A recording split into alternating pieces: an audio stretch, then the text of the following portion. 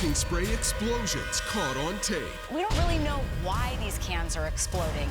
From the kitchen to the hospital. Third-degree burns, disfigurement, even blindness. And a food investigation. Less is more when it comes to barbecue sauce. Which sauce is bringing the heat for the big game? I like the hot. Hey, this stuff is good. Plus, it's our System 20 check-in. Intermittent fasting with Carson Daly, coming up next.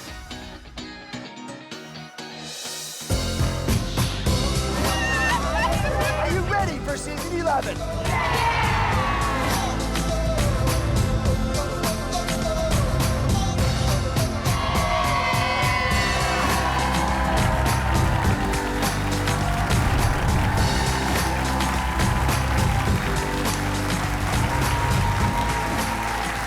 Millions of Americans use these cooking sprays every day safely, right? They put it on there, life goes on, they're fast, they're convenient. I use them in my own kitchen.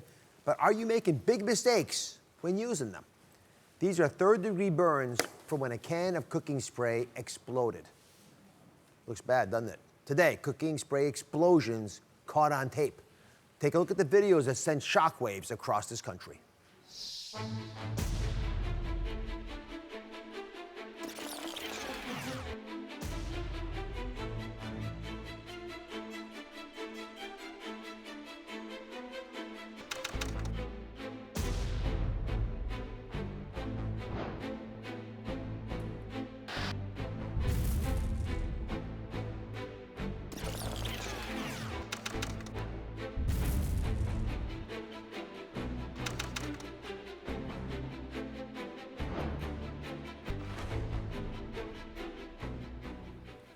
It's unbelievable.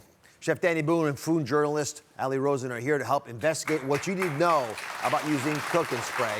So we just saw 2 videos of cooking spray explosions. Ali, what happened? I saw the one cook running under the barrier to get away from the fire.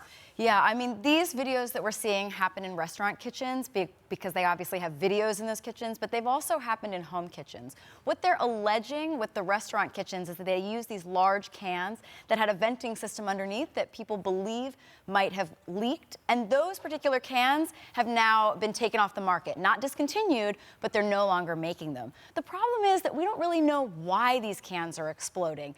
There's propellant, there's food-grade propellant in a lot of these cooking sprays. So what we do know is that the injuries that they cause have been extensive. Third-degree burns, disfigurement, even blindness for one woman. And now a lot of these victims are suing ConAgra, which is the maker of a lot of these cooking sprays, including Pam.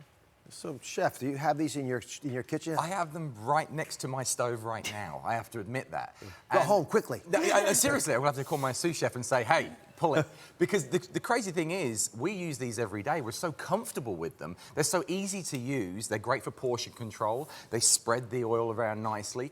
And the strangest thing when I saw this video is like, I can't even imagine that happening in my own kitchen, let alone my home, because what would you do? But the cool thing is that basically it is preventable, because what we really all have to do is take it away from the heat source. That's the biggest part of it. So a med team called to find out about the safety and testing of these sprays. And they had a difficult time getting any more information than was already listed on the label itself.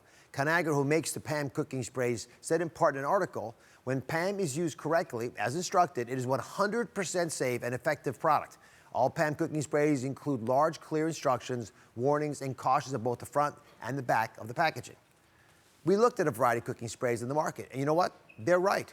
Everything from the standard kind to olive oil to cooking oil sprays, they all have warning labels right on the bottle, right? There it is, an example. They alert consumers to use them responsibly. They warn that they're flammable, should not be left on a stove or near a heat source, tell you not to spray near a flame, not to store it above 100 degrees, 120 degrees anyway.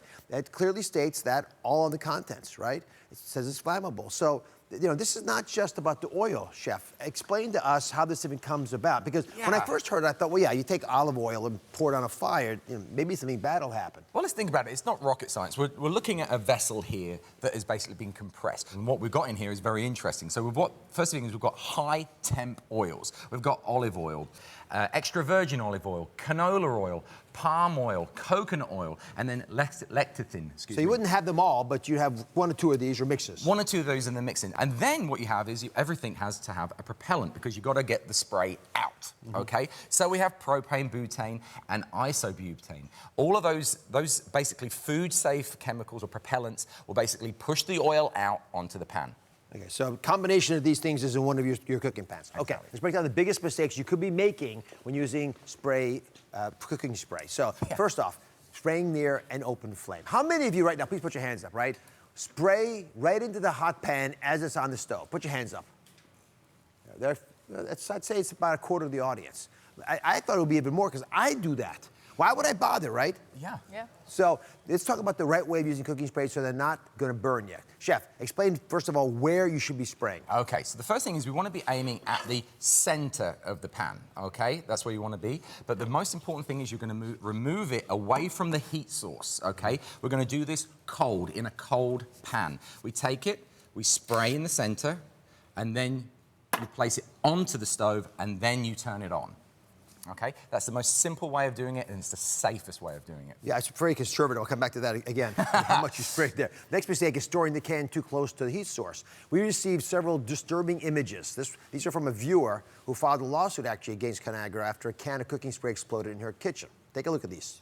These are all her images. She alleges that she had burns to her face, neck, chest, abdomen, and both her arms, as well as scarring in her lungs. And she told us that she stored her cooking spray on a cart near the stove. I know a bunch of people like to store the cooking ingredients close to the stove, like my producer Francis, who made this segment actually. This is a picture from his kitchen. Look at even Francis was doing this wrong. But look where it is. It's right above his fan, okay, his extractor fan. And where does heat go? It rises. Yes. And that is exactly the wrong place to place it. Are we all clear on this, guys? It's pretty straightforward. Put it far enough away that even a 400-degree oven in a professional kitchen won't blow up. All right, now there's another shocker about cooking sprays. It has nothing to do with explosions. That might blow your mind anyway. It has to do with the health benefits. So a lot of these sprays say there's 0 calories. 0 calories, right? 0 grams of fat. But there's fat in there, we know that. So what's the real deal? What are they spraying if there's no calories in it? Well, the FDA are very clever here. They basically explain to us that 0 calories is really around 0.5 grams, okay? That's what they're You can saying. round down to 0. Round down to 0, okay? But what does that mean when you actually spray? Well, that's actually 1/3 of a second, okay? And how many of us just go, done, okay? We're actually placing more than that. Generally, it's over a teaspoon of oil that we place into the pan. Well, what's 1/3 of a second? Can you give us an idea? Well, why don't we have a competition about it and show you, okay? So what I've got here is a stopwatch, okay? I have 2 ready contestants. We have 2 sprays, we have 2 pans. And literally, I just want you to spray into the pan, and remember, into the center of the pan. All right, so you do 1/3 of a second. I'm gonna spray what I would normally spray. Oh, okay. We're gonna do it, ready? 1, 2, 3. That's it. I mean, Well, first of all, there's no... 1/3 of a second is nothing. Was that really 1/3 of a second? That was really 1/3 of a second. I mean, come on, it's nothing. It's like I followed some few. instructions, you know. Yeah, but what you're doing here, you see, is why we only need 1 dab of the spray is because if you do it in the center, the heat then disperses the oil and it will naturally just cover the surface area because basically as it melts like an ice cube in heat, it will just drizzle out. Well, I did some homework on this because I don't think I'm the only one doing this. The average person out there, my meds team looking into this, sprays for 2 seconds. That's what I just did right there. Right? And if you do that, you're getting about 30 calories per serving, which adds up. Right? You're putting 30 calories more into the dish than you originally had planned on it because it's not 0. However, the good news still is that it's less than what you would get if you put regular cooking oil in there, which is more like 120 calories. Wow. So the most efficient thing, spray the middle. Yep. Simple Absolutely. and easy. And let Trust the heat, us. let the pan and the heat do the work. God bless you both. Thanks for great advice. We're going to put our cooking spray guide online, and I'll be right back with lots more. Up next, it's the big question confusing cooks all across America. Oil, butter, or cooking spray? We're going to reveal which one you should be using for every dish. February on Oz, Dog the Bounty Hunter, the new woman in his life, is here. And Dog's surprising everyone. Moon Angel, will you marry me? Joey Buttafuoco, his tragic childhood that will shock you. Jessica Simpson doesn't hold back, revealing her crippling inner struggles. Plus, will Mark Wahlberg and Oz finally settle their online rivalry? Come to me, Dr. Oz. All on Oz.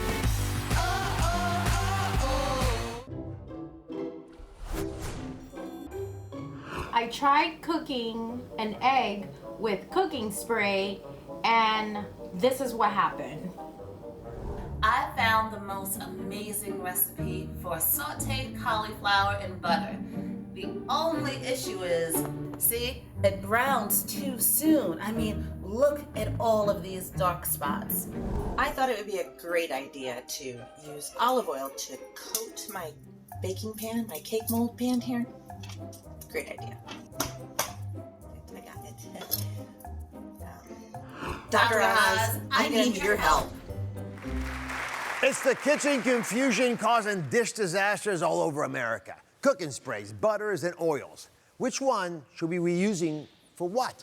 Today, we're breaking it all down with a no mess, no stress guide to cooking your favorite foods. Joining me is Chef Jordan Andino, an expert at this. Why is there so much confusion over the oils and the butters and the sprays? I can't keep them straight. You know what? There's a huge amount of selection that we see it all over the markets, and honestly, there's a right oil for whatever you're cooking. So each dish needs a different type of oil or different type of fattening element that'll help things not stick, help things add flavor, help things cook. So there's a right answer, but we took an online survey to find out which of the foods you were most confused about. No one really knew what to do, so I wasn't alone. The number one food you were confused about was eggs. Eggs. Now, Jenny's here. We saw her plea for help as her egg was hanging on for dear life in that pan. Right? So, Chef Jordan, you recommend something very specific for eggs. Yeah, when you're talking eggs, you definitely want to have some sort of virgin olive oil or just olive oil in general, because it has like a good medium like heat point and it won't burn beyond that, but also it imparts amazing flavor. And as you can see here, we have a hot pan. We're gonna quickly we're gonna quickly crack the egg, and you're gonna notice it's gonna start getting white. But what you really want to do is you want to get a nice kind of fry on the outside, and this will help it not stick, not add too many calories, but also impart great flavor without burning it at the same time. So no calories. So, well, not no calories, but definitely a lot less calories. And I mean, also the non-stick pan also helps as well. Yeah, the non-stick is a big issue here. Yeah. Because then you don't have to put up, it's not a soup of oil you're putting in there. Yeah, like I definitely get why you like with the spray and like how much, but what you need is olive oil, non-stick pan. Those are definitely your good keys. Yay. Easy, easy. For the number one problem in America. All right, next up, what about butter, oil, or spray when sauteing vegetables? So, Adrian, you like putting butter on your veggies, and you were disappointed, I saw. Oh, big time. So, Chef Jordan, what would you do? So, best way to cook and saute vegetables, here's the thing. Saute means super high heat, and that's what it means. It means cook on high heat. So in this case, you want to start vegetables with any sort of oil. You can use olive oil, vegetable oil, canola oil, corn oil, whatever, what have you, soy oil. But once you start getting that nice brown color, we got to add the butter. Butter's flavor, right? You got to give me the butter. So in that case, you saute it, get a nice brown, and you add maybe like a tablespoon of butter, like straight into it. And then what you're gonna do is you'll stir that in, and now that butter's gonna melt, coat the vegetables, give it that amazing flavor without burning the actual proteins that are in the actual whey. So you're not actually cooking with the butter. You're more melting the butter and coating it. The cooking, you're gonna start with oil. What do you think about that? Awesome, awesome. That way I don't have to give up my butter. Yeah. Butter's there. The butter's gonna Best stay. of both worlds. Yeah. All right, next up. Of course, you're welcome. Butter, oil, or spray when you're greasing a baking pan. This we just saw a little video, is a common complaint. It is. Here's the answer. When you're baking, use spray. It gives you a nice even coating, as you can see right here. And the thing is, it's not gonna pool anywhere, which means you're not gonna get weird pockets of like excess oil, fat oil, or anything. So here, you got to just get a nice even spray, make sure that nothing actually sticks. You're gonna put a plate on something. So you actually did, for this cake, you actually did that? Yeah, so for here, we just sprayed it. Just very simple, nice and quick. Go ahead. Yep. You baked it like that. You're gonna put it upside down, and you're gonna notice how easily it just comes right off. Like, I didn't even have to hit the top. Oh, my goodness. It's gorgeous. You see it right there. Yep. It is even, as you say. It's even, and there's no excess pools of fat anywhere on the bottom of the cake.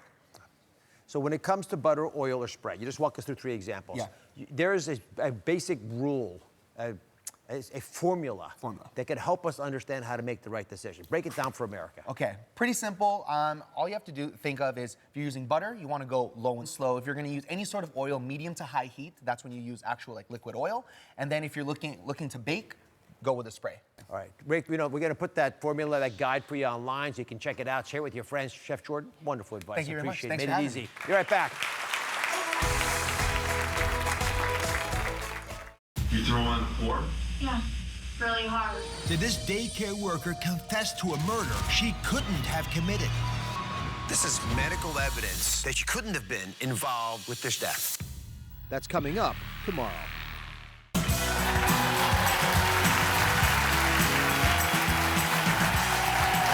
Everybody, the big game is coming this weekend, right? And we're getting a little saucy. We're cranking up the heat while we're at it. That's because we're investigating your favorite sauces for the Super Bowl. We got barbecue sauce here, right? And then there's ketchup. And don't forget, of course, the hot sauce. It's all there. And here to help break it down, the most popular styles of barbecue sauce out there is former NFL quarterback. Here he is, author of Game Day Eats, Eddie Jackson. And we have food journalist Allie Rosen. Allie, let me see you catch this. Ready? Catch it, catch it. She could have done that. Nice hands, by the way. You're supposed to block that ball. You have to touch it back. Eddie played football, as you all know, for years in the NFL. He runs a food truck park. He's become a big-time celebrity chef in part because of that. And you're known for coining the phrase homegate. Not tailgate. No. Homegate. What's that about? Homegate. So basically it's taking all the fun and excitement of tailgating and bringing it in home. Because when the game starts, usually you go into the game. Why not have fun at home? So it allows you the opportunity to elevate different things like sauces and taking like, your traditional brats and cheeseburgers and take it to the next level. So whether you like it or not, right? You got tangy, you got sweet, you got full of heat. Yeah. The first and most versatile Super Bowl sauce, of course, is barbecue sauce. Y'all love barbecue sauce? Yeah. When it comes to store-bought barbecue sauces, there are lots of pitfalls out there, more than a pit boss would offer. Allie, walk us through the options. Yeah, so, unfortunately, there's no healthy barbecue sauce. So when you think of a barbecue sauce, the main ingredients are tomato and vinegar. You'll always find that. But then it's really where the sugars come in. There's always sugar, so, less is more when it comes to barbecue sauce. So let's go through some of the most popular types. Who's got good hands up there? Good hands? Catch that up there, catch that up there. I knew she'd get that. Come on, Eddie. What are the most popular styles of barbecue sauce? There's so many options. So many different options, all right? So we start off here with Alabama white sauce, right? Which obviously comes from Alabama. And a lot of people haven't heard of it, but it's started by Big Bob Gibson down in Alabama. And it's traditionally served with like a grilled or smoked chicken, right? And we go into Texas, which is where I'm from, which is gonna be more of a kind of a tomato sauce base. Lots of black pepper action going on inside of there. And then we get into the Carolinas, which I absolutely love. Lots of mustard, lots of vinegar. So then we go into the St. Louis, right? You can actually see a lot of that sugar inside of there, so it's gonna be a little bit more sweet. We get into the Lexington, you can actually see it, it's nice and syrupy in there, so it's a lot of vinegar action going on in there. All right, so joining us for Super Bowl, Dr. House Super Bowl tailgate party is my go-to tester, Renata. Hi, Renata, over there. Hey. All right, she got two members of my bike club, Carla and Ro, with her as well. They have the laborious job of tasting every sauce from today's segment. All right, bike club, you've tasted every one of these barbecue sauces that we just walked through. What do you think about it? What's your favorite? Okay, so for me, now, Dr. Oz, I love a sauce, okay? Everything I eat must have a sauce, okay? Well, you are saucy. And I am saucy. All right? I like the Alabama whites. Oh, yeah, I like the Alabama white. It has a nice smokiness to it. I love the vinegar element. I like the hot. Now that, of course, Renata told me about it, I'm totally interested about this. Well, how do you make an Alabama hot? What makes it what it is? So yeah, the Alabama white sauce is basically a mayo-based sauce, right? So we go down with a little bit of mayo. So we have a little something to counterbalance that sweetness. So I have a little bit of horseradish, right? Yeah. We have a little bit of whole grain mustard as well. So lots of black pepper go down in here. Yeah, salt and sugar, some garlic powder with a little bit of that cayenne pepper, right? Lemon juice, and we also have the apple cider vinegar. Is that the right amount to put on? You can put on as much as you want with that.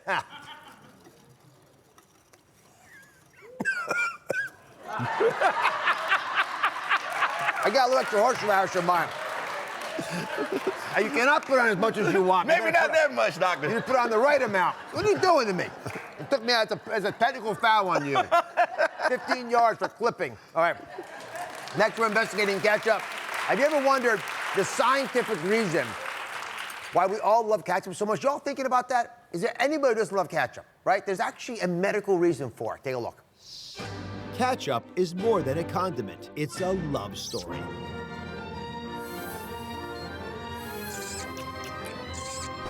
Guess what? There could be a scientific reason why we love it so much. When you take a bite with a dab of ketchup, it hits your tongue and is thought to light up our 4 primal taste receptors. Sweet, sour, salty, and bitter. Then things get a little saucy when some say ketchup hits the 5th taste sensation, umami. with a big kiss. With a courtship like this, it's no wonder why so many of us are in love with ketchup. I love that. It's like a princess walking through with their ketchup, right? We consume, listen carefully, 10 billion ounces of ketchup a year. And for the first time in decades, there has been a change in the ketchup aisle that has changed my mind. What is it? So the first thing is we have organic ketchups, and a lot of those come with less sugar as well. So this one's made with honey. This one has hidden vegetables, so they're a little bit healthier. Hidden vegetables? Hidden vegetables. Diabolical. Where they add, I know. You can do it to your kids. And then there's also a lot of reduced sugar. You know, there's using real cane sugar or just less sugar. But the thing to keep in mind is reduced sugar is still sugar. So ketchup is never going to be a health food. All right, Bike Club, break it down for us. What do you guys think? All right, what we got for the ketchup? We got ketchup, real cane sugar. I like the organic ketchup with honey. It's really good. Okay. It's sweet, savory, tangy, and it's organic, so it makes me feel like I'm doing something nice. You're a happy customer. You go. Okay. And we're not the ones the real cane sugar. I want the real cane sugar. I know you don't want me to have the real cane sugar, Dr. Oz, but I need this in my life, okay? With those glasses, I'm not arguing. I'm not arguing. All right, Okay. Up next, we're going to turn the heat up a little bit more for the Super Bowl staple, which is hot sauce. Eddie, walk us through the different kinds of hot sauce in the market here. All right, so Louisiana hot sauce, right? Usually made with peppers and vinegar, red pepper and vinegar, right? This is probably the most classic hot sauce that's out there. So typically what you'll find when you want to add a little heat to something like, say, gumbo or just like eggs or things like that, this is the type of hot sauce that you would normally go for, and this is my favorite. So picante, right? Ooh. This is a Mexican-style hot sauce, which is huge in Texas, right? And finally, there's sriracha. And then finally, sriracha. Everybody loves sriracha, right? That big. Yeah, so red peppers, some vinegar action going on here, but the real kicker for sriracha is which is why everybody loves it, is the garlic in there. Lots of garlic action going on, which amps up the flavor. And this is probably one of the most popular hot sauces that's out there. But you brought something special. Eddie said he's got the next big thing. It's his pick. It's even bigger than sriracha. What is it? So the next big thing is going to be harissa, right? So harissa is like that hidden gem, right? Lots of flavor from the North African region, right? So it has a lot of fragrant spices going on. So you have cumin, coriander, things like that really are aromatic. Garlic as well, which is that flavor enhancer. But this is going to be the next big thing because you can add it to anything, say like ketchup. Do I tell you what else it doesn't have? Sugar. Yes. Sugar. That means it can work for System 20 and a lot of the diets out there, low-carb keto diets. All right, Renata, the Bike Club, what do you guys? You guys tailgating over there. What is your favorite hot sauce? Sienna style. Is that what your favorite was? Yes. It's not that spicy. It's vinegar-like, and you're not going to be on fire and right away reaching out for the water bottle. And the harissa will work for you? I like the harissa. Yeah. I mean, and I know you probably would like that one because it doesn't have the sugar in it. I like those flavors anyway. Yeah, and it's very flavorful. It doesn't just burn your mouth out. It's very flavorful. I feel strong already, guys. There's my jersey. Yes, S11. yes. All right, since my audience didn't get to taste all these sauces, I think we ought to help the audience out. How about we give them a recipe out of your book, just one page? A recipe? How about we just give them the whole book? You want the whole book? All right, you're all going home with a copy of Eddie's book, Game Day East. We'll be right back. Outrageous signs from the other side. I looked down at my feet. I couldn't breathe. I was completely blown away. Oh my God, that's a sign. You have to put this flower into your wedding bouquet. All new Oz. That's coming up on Wednesday.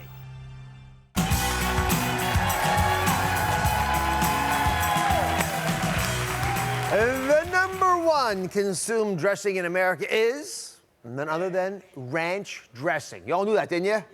Everyone loves it. Its popularity has transcended beyond just salads. We put it on pizzas and chicken wings and chips and popcorn and veggies and everything, right? This ranch dressing craze is missing just one thing, my friends, and that's Dr. Oz approval. Could it happen today? I want you to meet Jessica. She's a self-proclaimed ranch dressing addict. She's here to plead her case as to why ranch dressing should be approved. Why are you obsessed with ranch dressing, and why should I consider giving it approval? Well, it goes well in everything, Dr. Oz. It goes well with pizza, chicken. I use it on everything. And I am just looking for a healthy solution and what you're going to approve. All right, well, in order to give it approval, I've got to know what's in it. Okay. So most people don't know what's in it, so I'm going to go to an expert. Jessica, stay tuned for this. In order to approve this ranch dressing, I've asked Ali Rosen to join us. So what's in this bottle when you get store-bought dressing? Yeah, so, there's a lot of things that you would expect to see here, right? There's, the buttermilk, which is a really important piece of it. There's the egg yolk, and then there's a lot of the spices, the mustard, the dried garlic, the dried onion. Great, that's all what you should see. The problem comes when you have all these additives. Is there a healthy hack when it comes to buying store-bought ranch dressing? Yes, there is. So, you will like this, because we have one of your favorite ingredients. So you can buy the packets. There's obviously still some things in the packets, but you can also add Greek yogurt instead of that mayonnaise and milk, and it will reduce your caloric intake by 75%. All right, I have one more surprise for everybody. My next guest is a social media influencer who we've challenged numerous times to make meals for us. She's here for the first time ever, joining me live in studio. Please welcome Krista Benson from Physical Kitchness. On social media, she makes quick and easy meals, chocolate bars. You made for us jackfruit. I'd never heard of it before. You made jackfruit sliders, which were fantastic. Taste like meat, but they weren't. Tricky, yes. But you got a little hack for us for a homemade ranch dressing that you say will be Oz approved. It is so easy to make a healthier homemade version at home, Dr. Oz. It's just 3 main elements. You have your dairy, dried herbs, and then a citrus component or anything like distilled vinegar will work. You're just gonna combine all the ingredients and you're gonna mix them all together here. What do you think? Krista, this is really good. There you go. These are the kind of things, because they don't take much time. Right. And because you can make them reproducibly, that families can do over the family. And this is, I think, the key to health. You can watch the big game and feel better about yourself, not worse the next day. Exactly. It doesn't have to be hard or complicated. It can be really easy. This keeps in the refrigerator for about a week, and it's also keto friendly. Well, I'm about to give I'll give my prediction. Not the game prediction, the ranch salad prediction. What's the right? prediction? If you use it for salads, if you're using it for veggies, to get your kids to eat more of them, it's something that I can approve. So go out and make it. We'll be right back.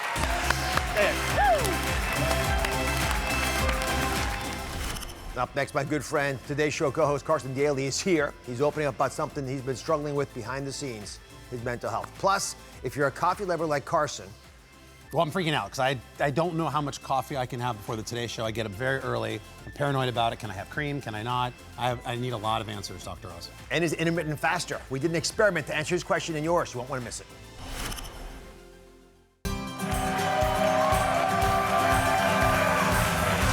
You know Carson Daly as one of the hosts of the Today Show and The Voice. But now he's using his voice to talk about something very personal to him. A struggle he suffered behind the scenes. His mental health. Plus, for everyone who's curious about intermittent fasting, Carson actually inspired an experiment, and today we reveal the results. Please welcome my good friend, Today's Show host, Carson Daly.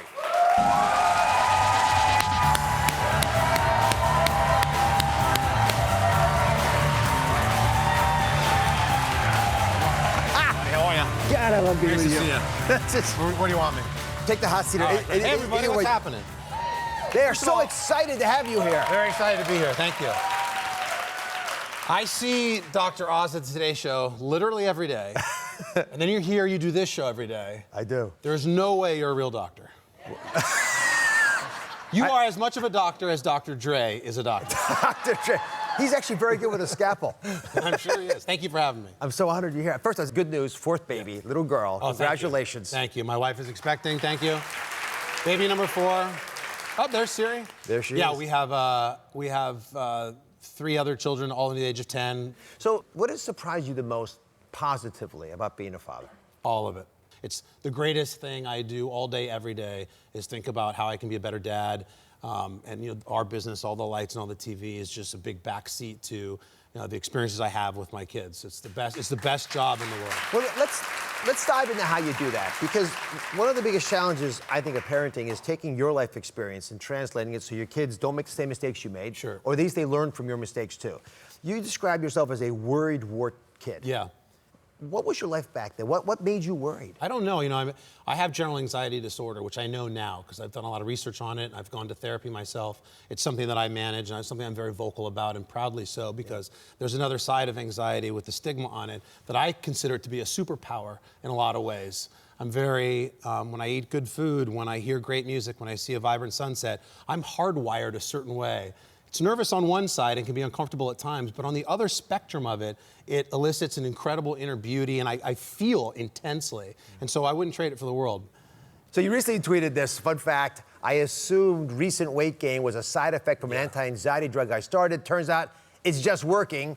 The calmer, happier me is in a better mood and appetite increases. Yeah, facts. Facts. When did you start taking anti-anxiety meds? So I fought taking anything. I had anxiety for a long time. I didn't realize when I had it. I didn't realize what was going on with me. I thought I was kind of going crazy. My heart would start to race.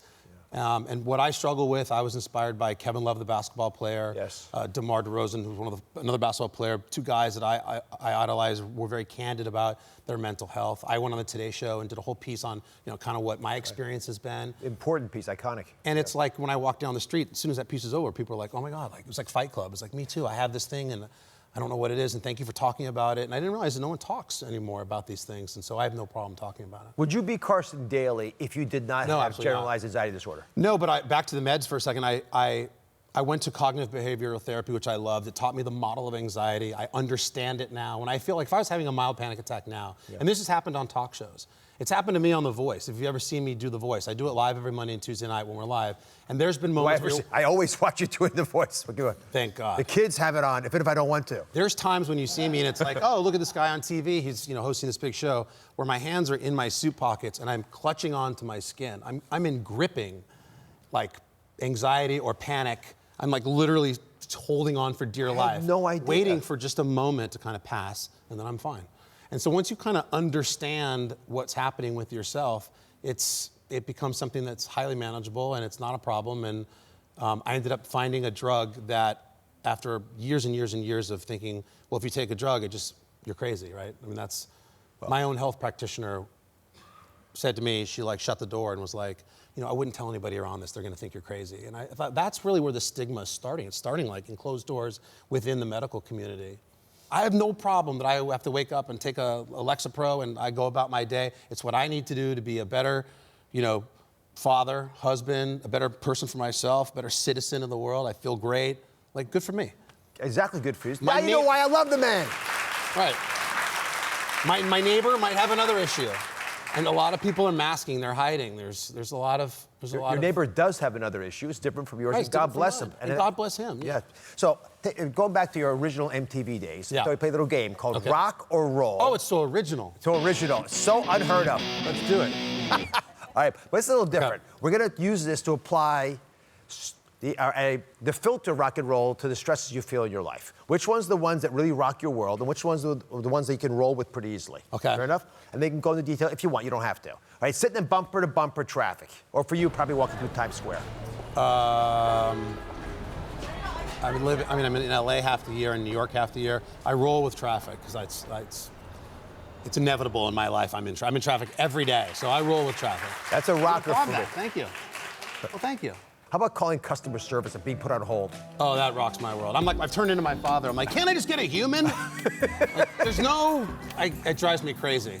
And how about work drama? You have very energetic collaborators at the Today Show. Yeah. I love I love the people we work with at Today. I mean, honestly, if the cameras were off, I would say it. I lost my parents, tragically, actually, 2 years ago. Oh. And that was really, really hard, so. Well, how'd you get past that? How do you add that to the other baggage we all carry? Faith got me through it, although at the time I was cursing God because I felt like he just took an eraser to both my parents. And I was really mad. But there's that old Footsteps poem, you don't have to be Christian it's like a Hallmark thing at this point. Everybody knows the footprints. There's two sets and there's one. Share it. Well, I don't have to go through the whole thing, but the idea is that there was two sets of footprints, and the idea is that you're walking with God, and all of a sudden there's only one set of footprints, and you're like, God, you left me. Where did you go? You left me. And he was like, what do you mean? That was me. I was carrying you. Yeah. And that's what I realized happened for me. As mad as I was at God, the one set of footprints was very much his sandals, I guess. Well, God bless you. Yeah, up next, the results of our intermittent fasting experiment. It was a big one. Yeah. I made myself a guinea pig to find out if Carson's morning coffee, he's so greedy about it, will get in the way of his fast. Stay with us. That's all I got. That rocks me when I have to not have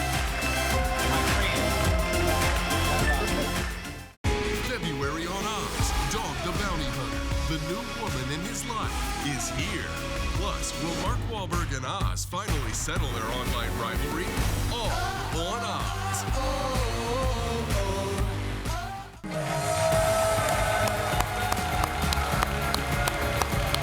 New research on intermittent fasting has been showing the profound benefits from weight loss to longevity, focus, even improved mood. Intermittent fasting means shutting down your eating, ideally for 16 hours, but you can start for less if you need to. And it's getting a lot of buzz. In fact, today's show hosts Savannah Guthrie and Carson Daly are trying it, and they had some questions recently.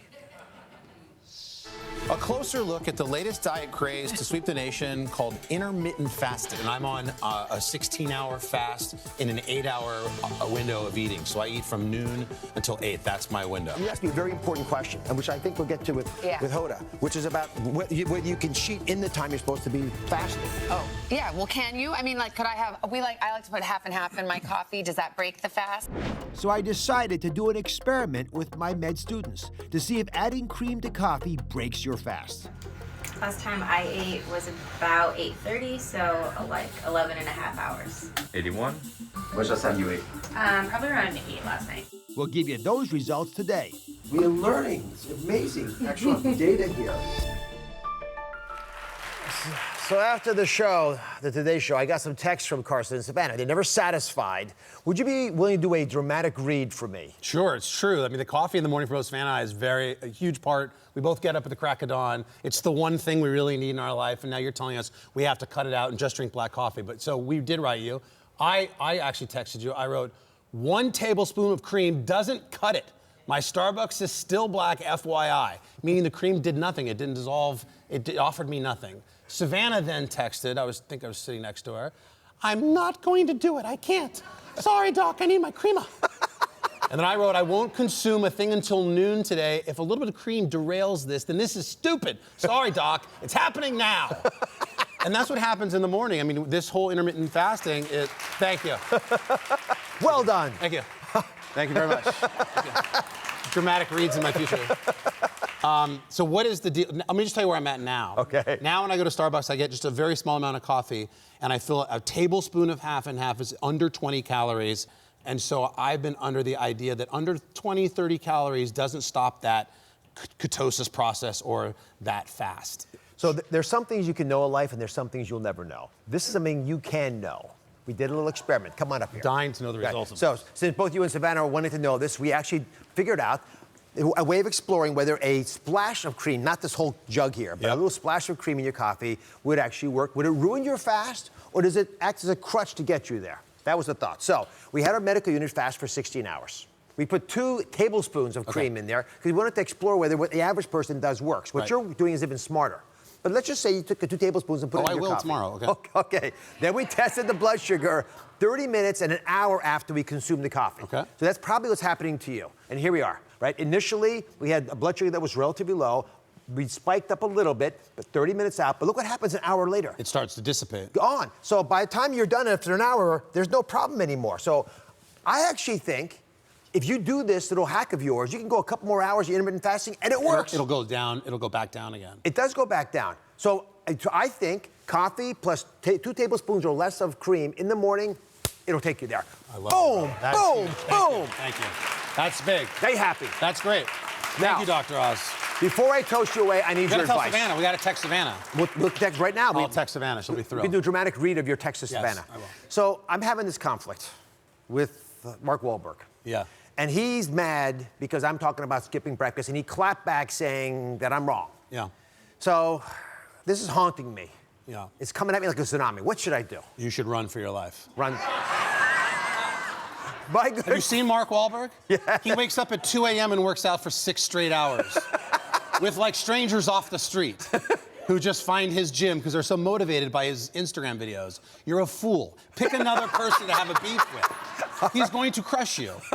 But by the way, I think you both can be right. He works out so much, he needs to have those little mini meals, as he calls them, every 2 hours, because he's burning thousands of calories. Whereas some of us who are trying to lose, we may not, we can starve ourselves. Let's toast to the mere mortals. Yes, exactly. To Carson Daly.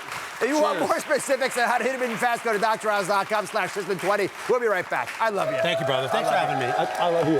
Appreciate all that. It's great. It's like therapy. You throw on 4? Yeah. really hard. Did this daycare worker confess to a murder she couldn't have committed? This is medical evidence that she couldn't have been involved with this death. That's coming up tomorrow.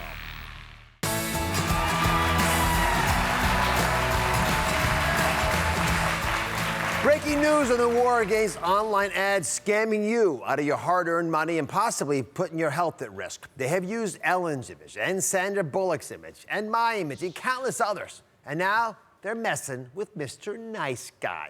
And he is not happy about it. On Wednesday, Tom Hanks posted a fake ad claiming he endorses a CBD product. But guess what? He never did. And here it is. Right? In the fake ad copy, it said, "The advances Dr. Oz has made in the CBD industry are remarkable. I wouldn't believe it if I hadn't had a chance to try it out for myself. After using whatever this company's name is for 2 weeks, I was already feeling a new me," right? No thanks for the fake praise, everybody. It's a lie. I wasn't involved. There's no advances because I don't get involved in any of these companies that make CBD. Tom Hanks, and he wrote this, by the way, he said, "This is a false and intentional hoax. I never said this and would never make such an endorsement. Come on, man." Hanks. Well, thanks, Hanks is right. I never made these claims, and he's right, he didn't make them either. So how does this happen, right? How do they get away with fake celebrity endorsements? Well, it all comes down to business owners. Let me show you how it works, okay? And the owner's responsible for this, even if they're not pulling all the strings themselves. My sources who track criminals tell me that CBD is just like the new weight loss drug online. So some business owners want to get in on this CBD green, and they want to make a little bit of green, moolah, cash, right? So they hire a fulfillment center, and they store their products here, right? Who just slaps a label on it and ships it out, even if it's fake stuff, because they don't have to control what's in there. And then they hire an affiliate network. And what these guys do in affiliate network is they hire clickbaiters, people who write articles to con you. That's who wrote, for example, that Tom Hanks piece, right? They get paid on commission. I mean, a lot of cash. And they put Tom Hanks in there because they know they'll get more people to click through. But he doesn't endorse CBD. I don't either. And the consumer, you, that's what they want. They want to take your money away from you, and they'll take anybody they can take down in the meantime, me, Tom Hanks, or any of the other people I've talked about.